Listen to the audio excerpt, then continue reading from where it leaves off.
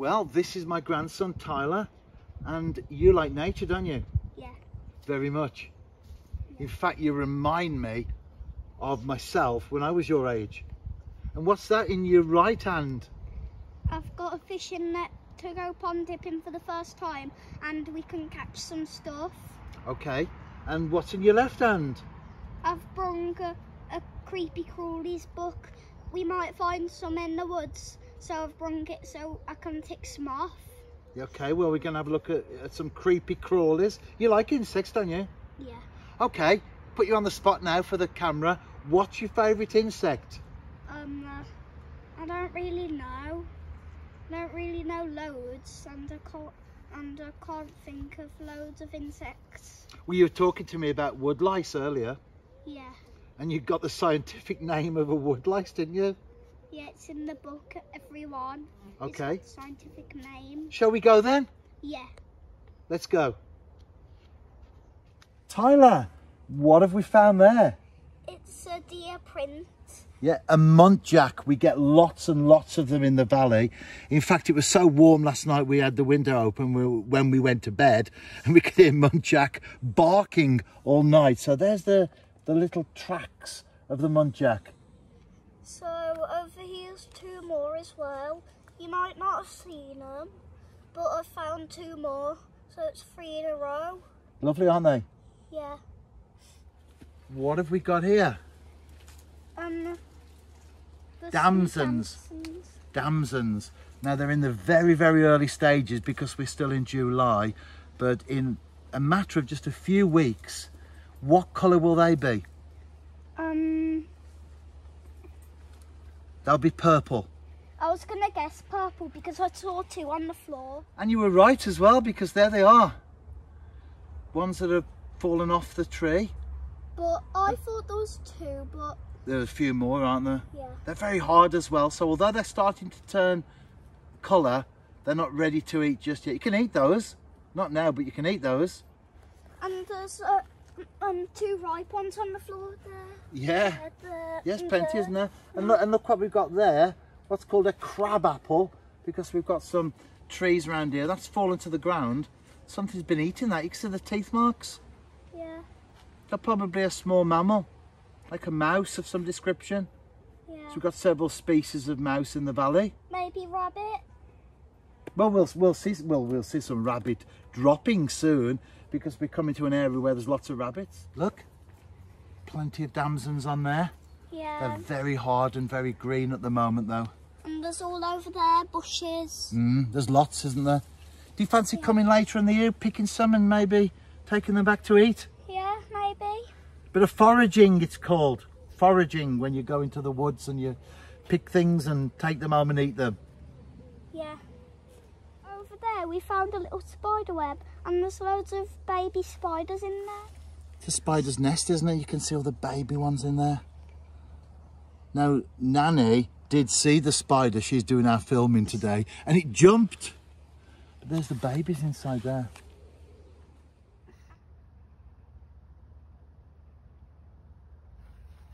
Over here we found some baby caterpillars, and there's two little red bugs over there. Well, this plant is called ragwort, and I knew that there would be caterpillars somewhere because the leaves, we've already seen some down there, the leaves had been eaten, so that was a caterpillar. Now there, they are very, very tiny. Nanny spotted those first, didn't she? They are very, very tiny, and they are from the cinnabar moth.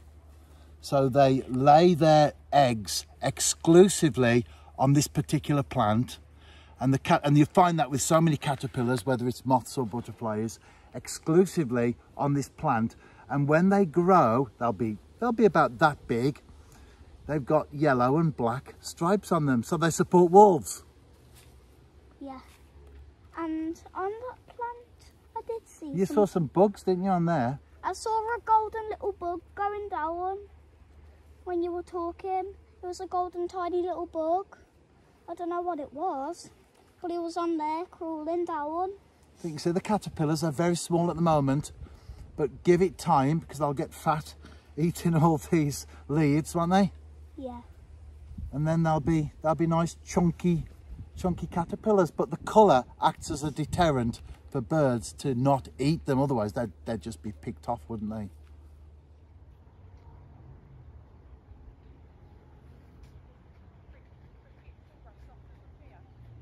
Now this is an area, it's heathland in terms of the habitat and what you've got growing on there. And do you know what that is there? Something's been scraping at it. A rabbit. Rabbits.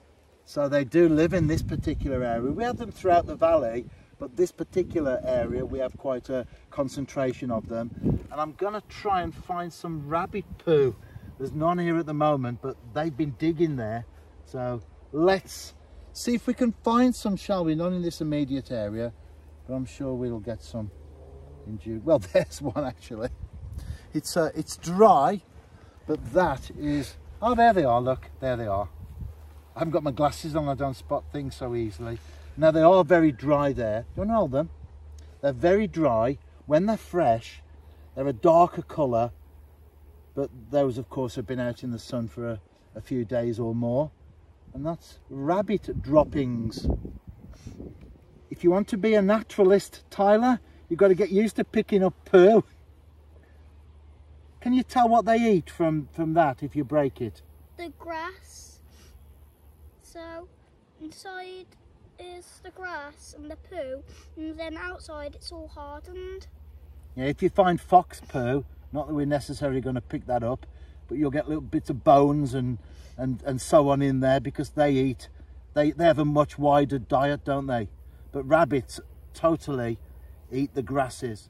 We're going to try and find some crickets, so we're going to try and be a little bit quiet, and we might catch one. We might be seeing some crickets jump over here, so I'm just going to wait for some crickets and we might find one. We've got some blackberries. Some are green because they're not really ripe yet, but I've picked one. It's not ready to be ripe, but it's kind of ripe over here. Got some berries that are ripe and are not ripe on here. In the valley we've got lots and lots of small woodland ponds and pools. Unfortunately, most of them, when it's very, very dry like it is now, they lose all the water. What I do when I walk around here in the spring is I look in the water to see if there's any, what do frogs lay? Frog spawn. Frog spawn. So they have lots of frog spawn. So I have a little walk around just to see if there's any frog spawn. There wasn't, but if I did come across it, I would take it out and I would put it somewhere more secure.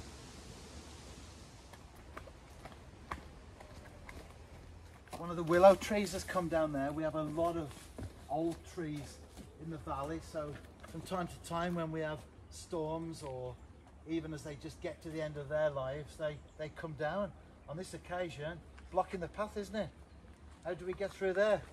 We could go under, or we could have gone up through the ladder. I think it might be easier to go under, especially if you're smaller than me. Some stones that I could get out with this stick I found. It was right by the river, right here I think. Found the shrimp, and I don't think it's still in there. It was in there, but it's not in here anymore. I think it's gone out. Because we're in an area that's very dark due to all the trees over, even though it's very sunny and bright beyond, we've actually got lots of ferns that grow. So you can see those there. They're at the top of the drop into the brook. And then if you look further down, you can see those smooth ferns down there. There's some smooth ones. So you've got different types of ferns and lots of mosses as well. So it's quite a very rich environment as far as flora and fauna is concerned. You know what flora and fauna is? Never heard of that? Yeah. Well, these are terms that you'll get used to, aren't you, as you start to learn more about nature? Yeah. What we've got there is you can see how over the years, the decades, the centuries, the brook has worn away its own path down the valley. That's the very centre of the valley. So we're on the eastern slope, that's the western slope, and that brook, we're not that far away from the source. It's a spring that comes out of the ground, and there are lots of other springs as well that come and join it. And eventually that flows into the Smesto Brook, that goes into the River Stour, and then at Stourport into the Severn, and then a few more miles downstream it goes into the Bristol Channel. So this water that's passing through right now eventually will end up in the sea. Fascinating, isn't it? Yeah. Over here we've got some ferns again, but I call them some Jurassic plants, dinosaur plants.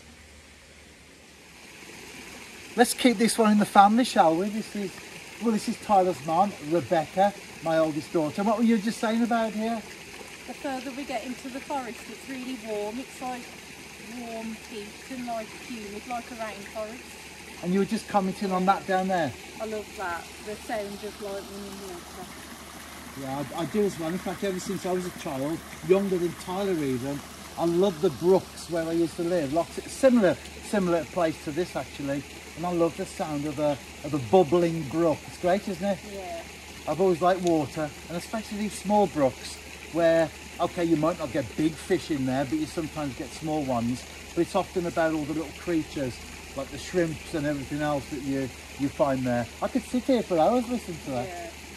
You like nature as well, Beck, don't you? Yeah, I do. In recent years, not so much when you were younger. As I've got older. I can remember taking you fishing. Do you remember Mom went away? We used to run mission teams, didn't we? She went away to Scotland. It was me, you and Miriam, your sister, younger sister. And do you remember where we went? Yeah, you took us fishing and I cried all the way. You cried all the way, didn't you? And what did Miriam do? Went fishing. She went fishing and enjoyed it. You cried all the way there, all the way through the fishing, and all the way back home. And yet now, I'm not saying you like fishing, but you do love the wildlife and the nature now, don't you? Yeah. And you've got a couple of little visitors outside your place from time to time. Yeah, my little foxes. Given them names as well, haven't you? Yeah, Gracie, Cedric. Gracie and Cedric, the foxes. You put food out for them? Yeah, I feed them every night and they come. I know you don't live in quite as a rural an area as this, but even where you can be, you've got some woodland and valley behind, haven't you, and some fields. But even there, you can still engage with nature. Yeah. I think that's what we want to say to anyone who's really interested in what we've been doing today, that you don't have to live in the countryside. Where you are, you can engage with the natural world. In fact, just this afternoon, I was looking out the window, we got the patio door open, and I saw a big bird in the sky, got the binoculars quickly, and it was a marsh area, the first one I've seen in the valley and also from the garden as well. So, do you like birds that much? Yeah, they're alright. They're okay? I like looking at birds. But you like the whole lot now, don't you? Getting more into it now as well, aren't you? Yeah.